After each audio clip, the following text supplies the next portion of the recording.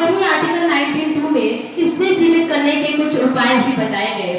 और व्यक्ति की आजादी से तात्पर्य यह है कि कोई भी व्यक्ति किसी भी बात को सीधे तौर पर रख सकता है। यदि कोई भी सरकार उस व्यक्ति के या वहाँ की जनता के अनुकूल कार्य नहीं कर रही है, तो यदि वहाँ के लोगों को अभिव्यक्ति की आजादी प्राप्त है, तो वहाँ के लोगों वह अपनी सरकार का स्वागत व विरोध कर सकते हैं, उसके द्वारा उठाए गए कदम का स्वागत व विरोध कर सकते हैं। परंतु जब कुछ लोग इस अभिव्यक्ति की आजादी की सीमा को लांघकर शब्दों की मान मर्यादा को भूलकर न जाने अपशब्दों का इस्तेमाल करने लगते हैं, तो फिर वह अभिव्यक्ति की आजादी का दुरुपयोग कहा जाता है।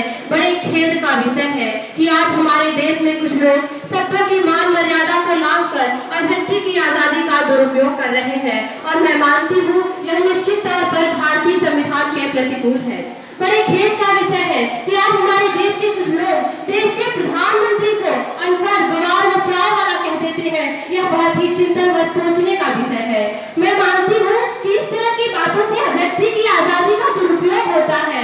ये जो लोकतंत्र का भुना जा रहा ताना बाना है, यह जो स्वतंत्रता के नाम पर भुना जा रहा ताना बाना है, इसे ही तो मिटाना है।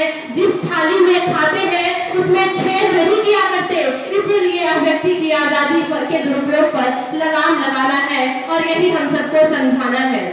तुम अन्याय के पथ पर चलकर तुम न्याय पाना चाहते हो, बोकर पेड़ बबूल का तुम आम खाना चाहते हो। यदि समय के साथ इस अभिव्यक्ति की आजादी के दुरुपयोग पर लगाम न लगाया गया तो मिट जाएगा